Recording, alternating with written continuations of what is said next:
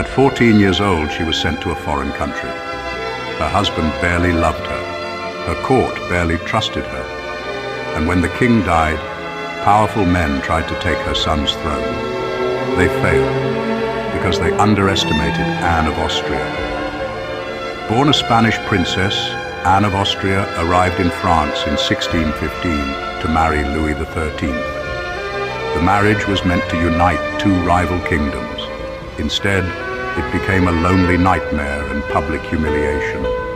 For more than 20 years, Louis remained distant and cold. She found herself entirely alone in a court that viewed her with deep suspicion simply because of her Spanish heritage.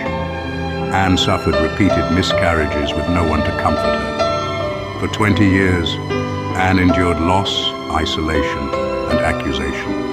And the powerful Cardinal Richelieu watched her every move. Her letters were intercepted, her friendships monitored. Some even accused her of secretly serving Spain. Then, after 23 years of marriage, something extraordinary happened. In 1638, at the age of 37, Anne gave birth to a son, the future Louis XIV. Europe celebrated. The child was called God-given because so many had believed an heir would never come. For the first time, Anne possessed something no court faction could ignore, the mother of the future king. But her greatest battle was still ahead.